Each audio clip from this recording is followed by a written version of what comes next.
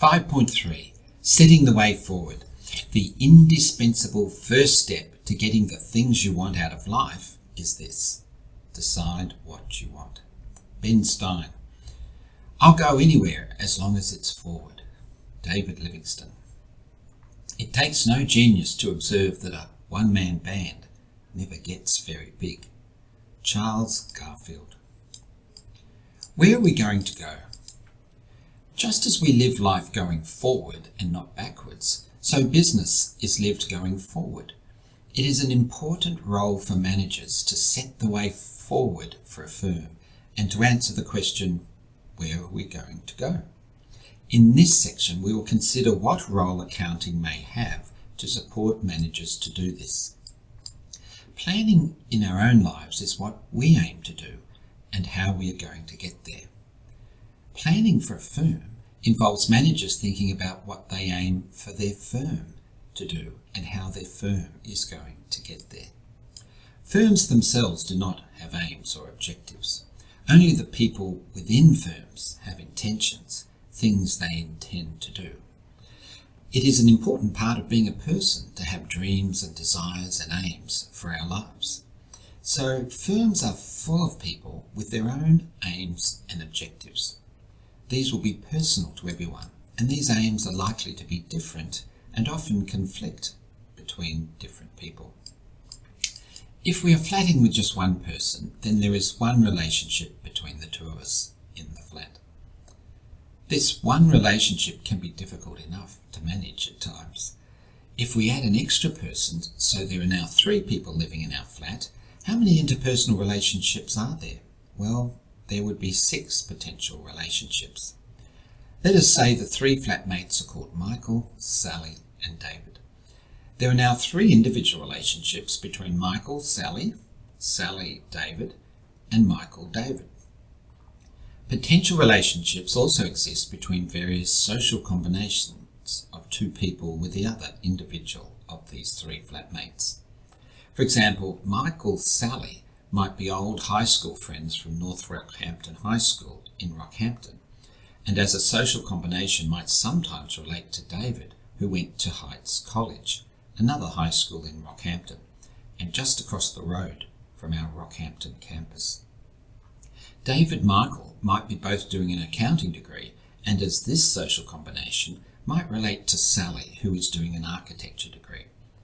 By going from 2 people in a flat to 3 people, we have 6 times as many potential relationships. Life is potentially getting a lot more complex.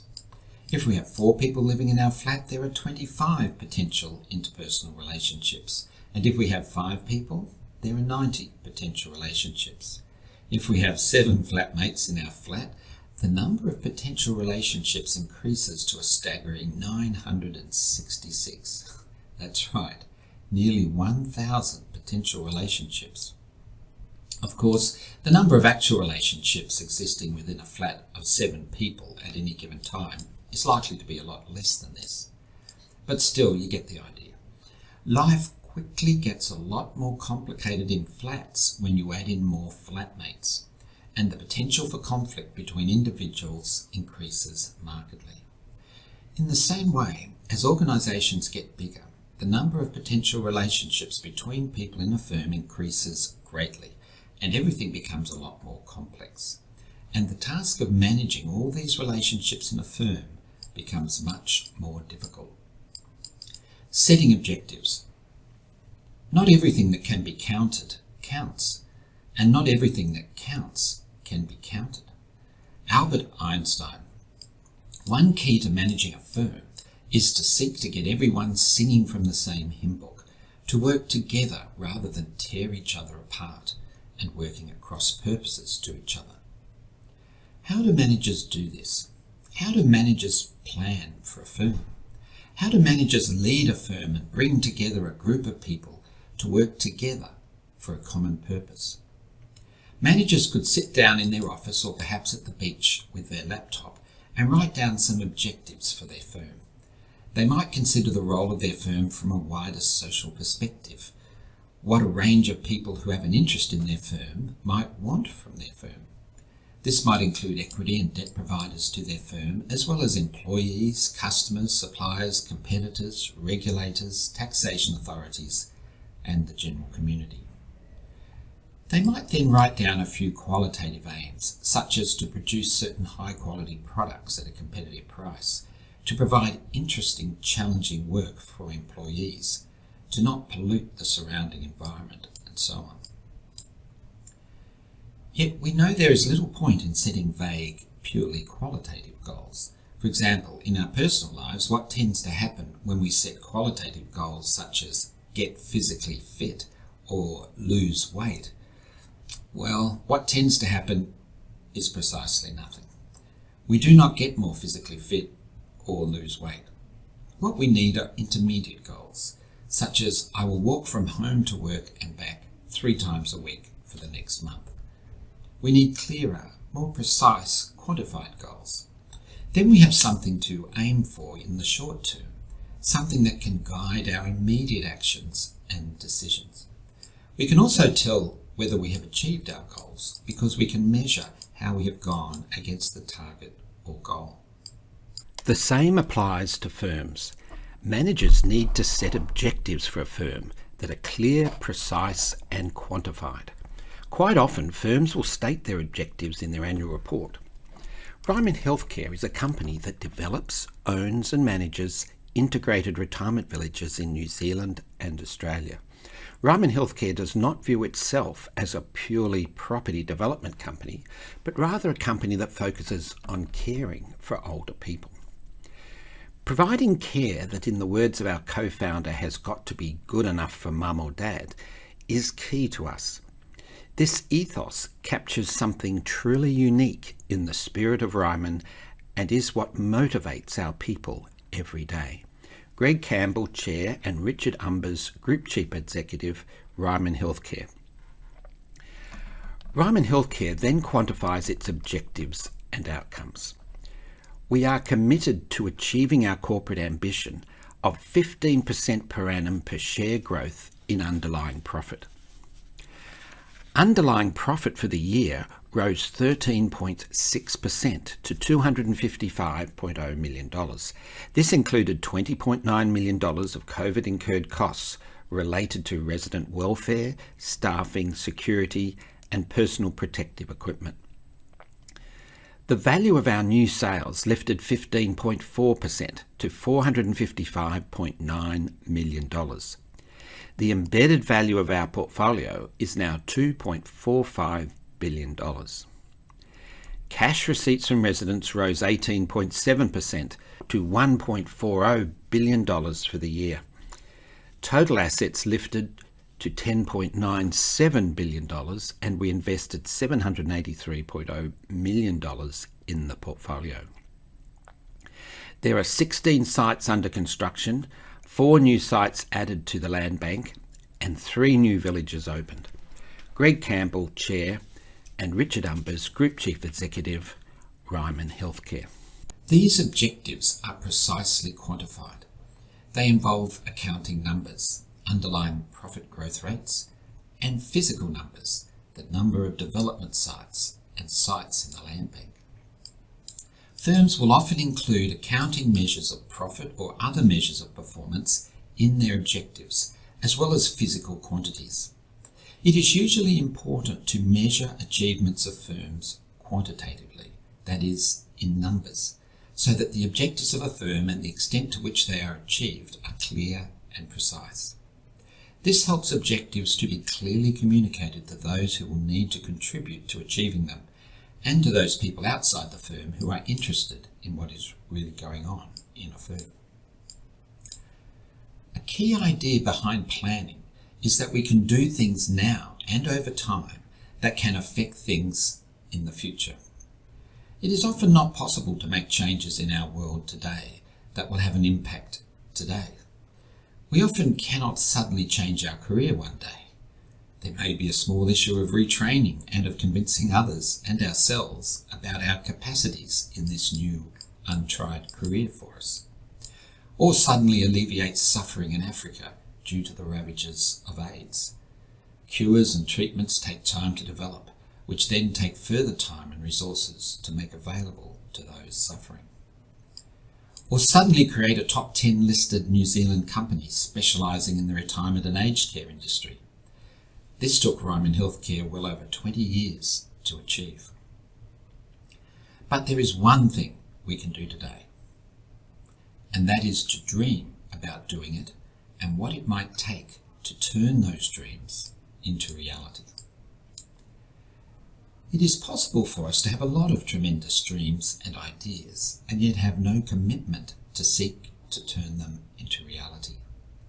This is not what planning is about. Planning is about having dreams, but also straining for ways to turn the ideas flowering in our minds into reality. Indeed, the strength of planning is this. There can often not be a lot we can do to change things in any major way today by doing something today.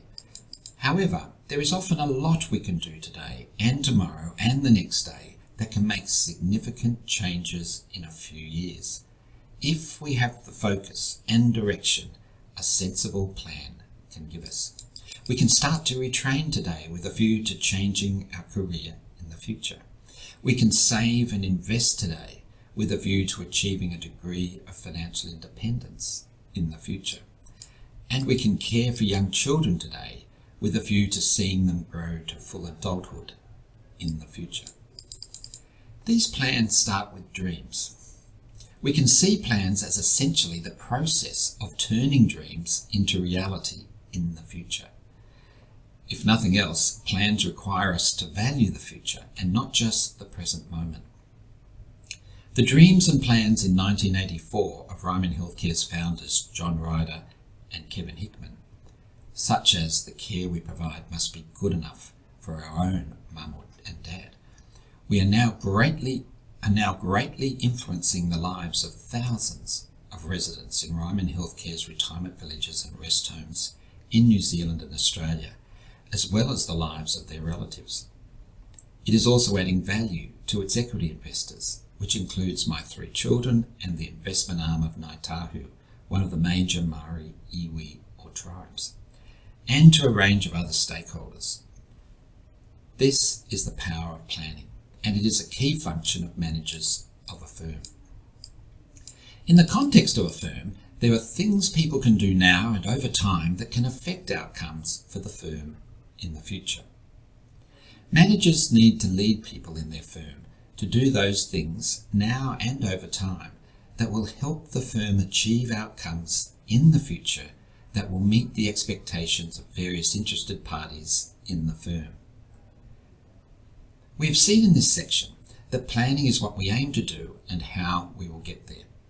The best plans in the world are not much use unless we do things to make sure we get to where we are planning to go. This is the control function of management, which is how we keep things on track in a firm. We will discuss this function of management in the next section. 5.4. Keeping things on track. Coming together is a beginning. Keeping together is progress. Working together is success. Henry Ford. Keeping things on track is an important function of managers of firms. People have their own personal motivations and aims.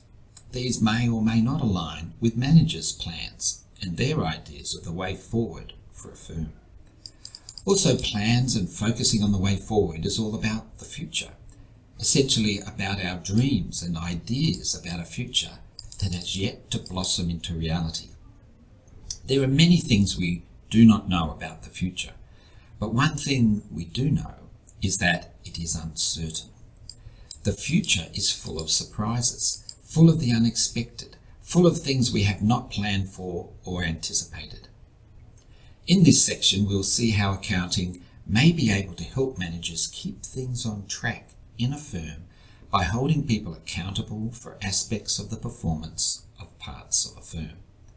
We'll also discuss how firms are not machines, but are full of people with their own dreams, aims and purposes, and the implications this has for keeping things on track.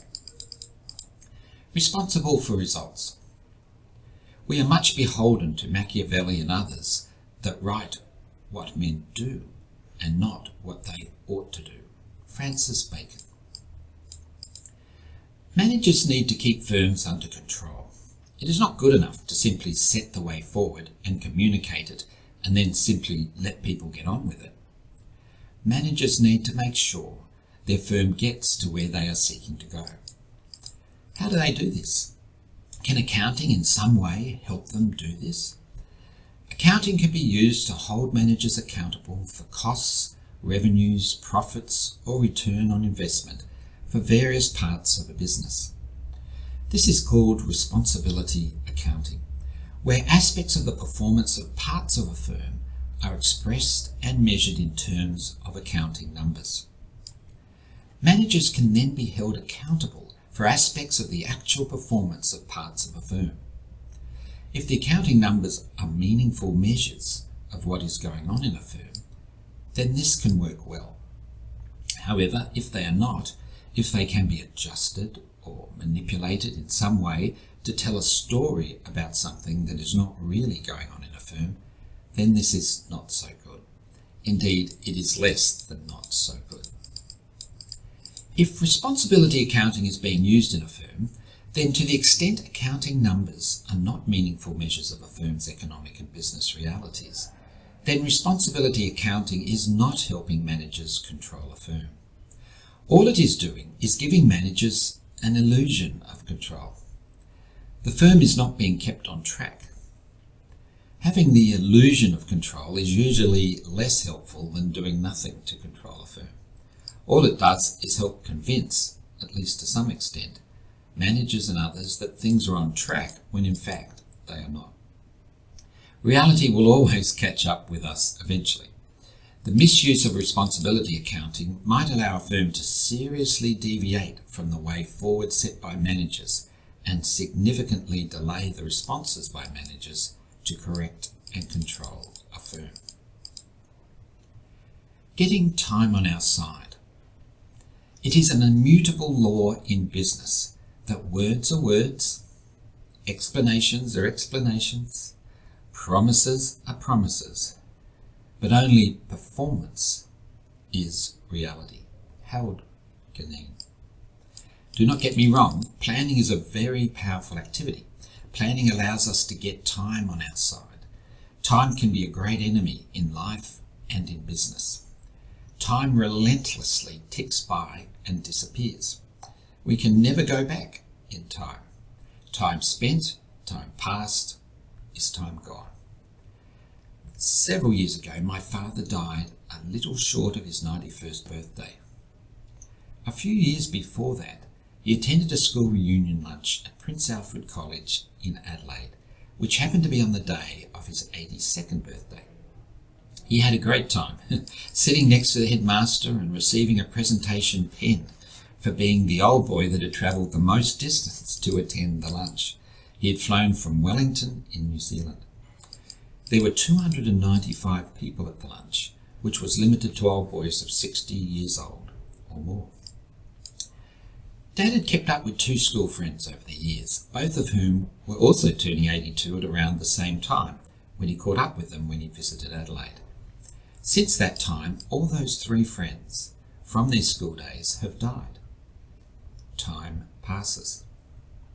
More than 30 years ago, when my father turned 60 years old, I had just started my first full-time job and I took him out to lunch.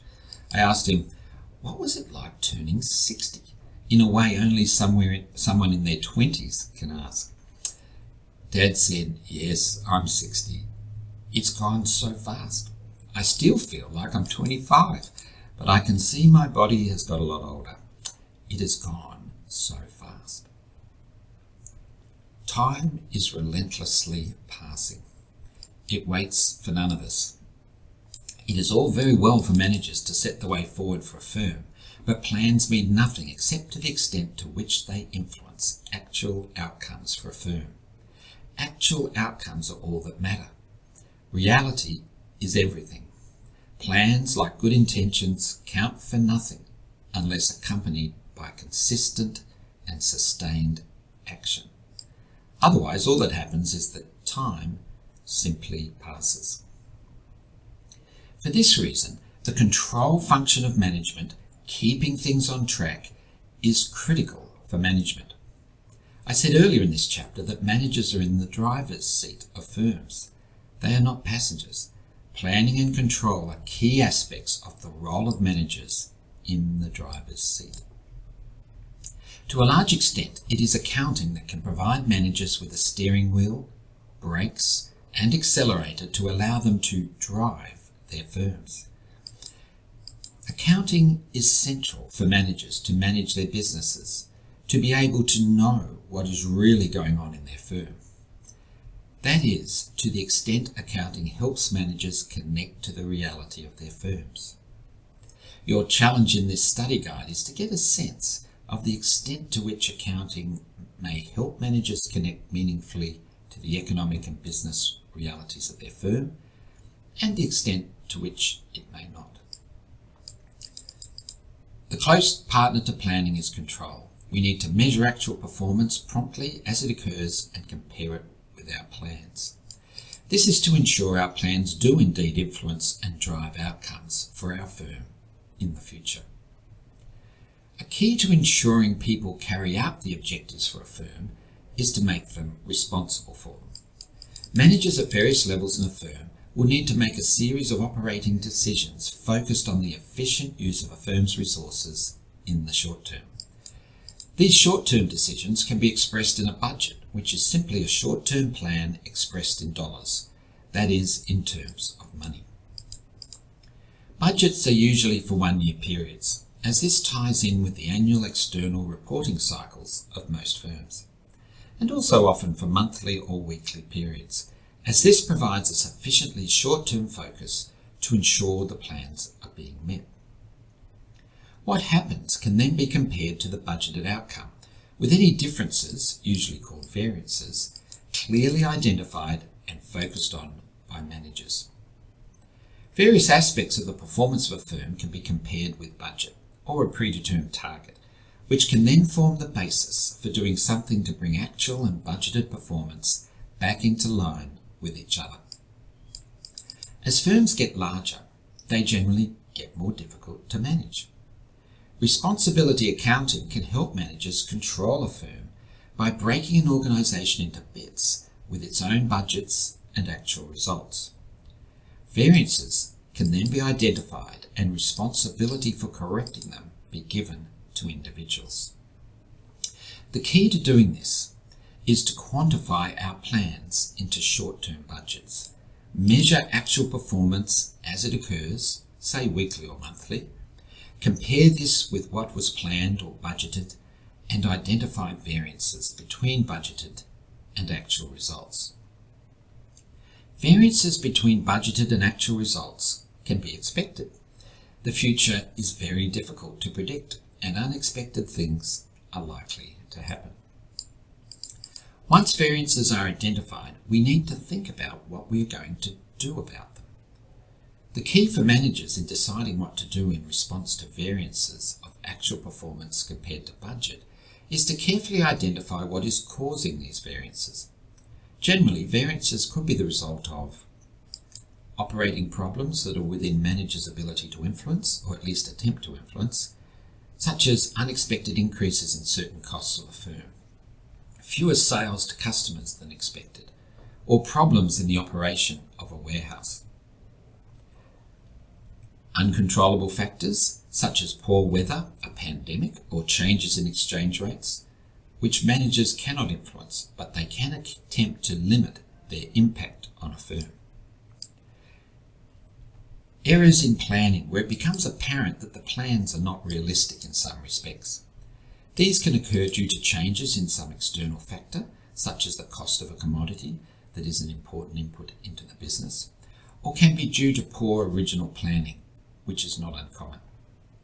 In such cases, the best approach can often be to change the budget or plan. Firms are not machines. Leadership is getting other people to do what you need them to do because they want to. On the wall of my son's scout hall, 1st Karori Group, Wellington, New Zealand. Now, firms are not machines. We cannot simply press one lever and expect something will then automatically happen in a firm. It might be nice if life was that simple, but it is not. Firms are made up of people with their own intentions, aspirations, and dreams. It is critical to remember that any accounting function in a firm used to help keep a firm on track in respect to its plans and budgets involves interacting with human behaviour. Good old people. People are everywhere in business. We need to never forget this. Believe it or not, people will not simply buy into a plan, align their personal goals to that plan, and happily get on with applying all their efforts to achieve the plan. As an illustration of this, let us consider the aims and objectives for ACCY111 Accounting, a first-year introductory accounting unit I once taught at Victoria University of Wellington in New Zealand. These aims and objectives were set out in the unit profile, which stated, "This section sets out what the lecturers would like you to learn in this unit. The actual aims and objectives of the unit will be the aims and objectives you have." The aim of this unit is to give you the opportunity to gain an initial understanding of how accounting can help us to better understand and interpret the economic and business realities of firms. How should we as students of this unit react to this statement of the aims and objectives of the unit? Do we say, "Great, let's get on with understanding how accounting can help us better connect to what is really going on in firms"? Well, maybe.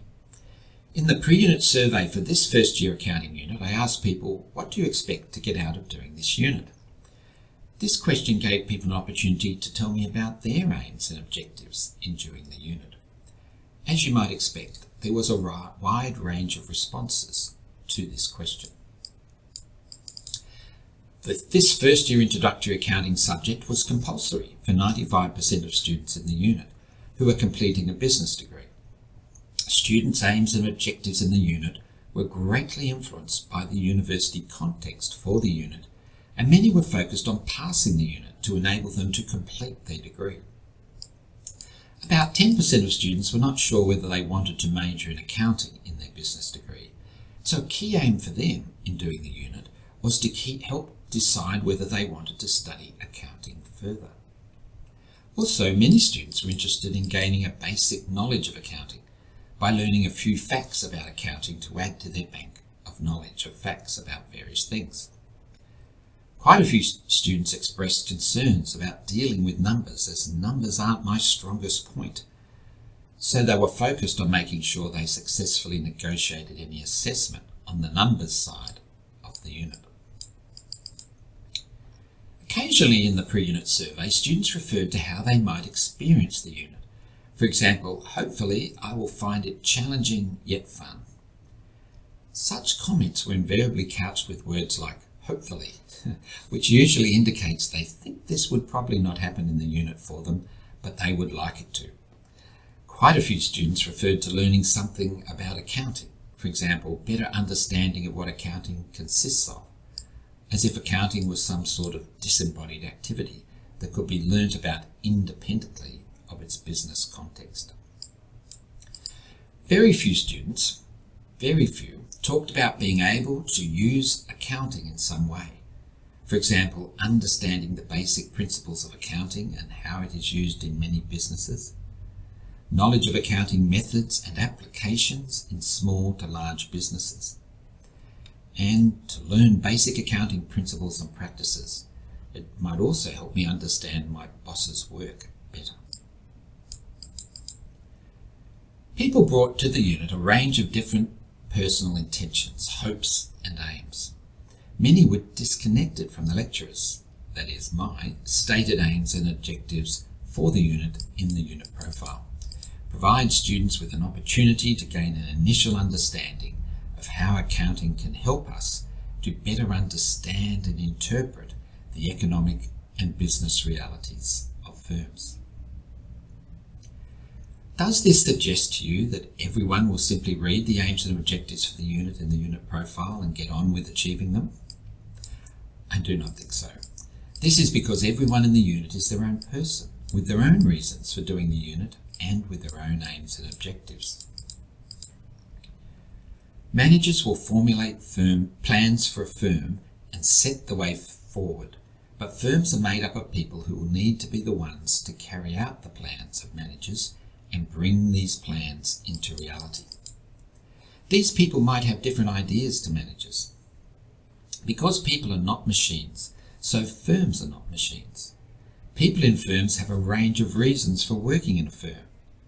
Their primary objectives might be to earn money, advance their career, do as little work as possible, meaningfully contribute to customers' well-being, or a complex mixture of a range of motivations and objectives. And these may change over time depending on their personal circumstances. These aims and objectives will be personal to everyone, but it is the role of leadership in a firm to influence the personal agendas and aims of people and to seek to encourage individuals to adjust and change their personal objectives to those of the managers and of the firm. In the context of a unit, lecturers are leaders, and so they are dealers in hope, to borrow the words of Napoleon at the beginning of the chapter.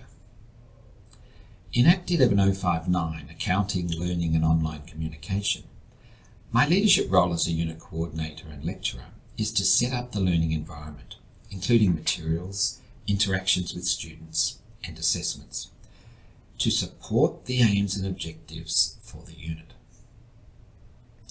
Because most students have a high level of buy-in to the grading system at universities, the assessment structures used in a unit are a powerful means of influencing people's behaviour.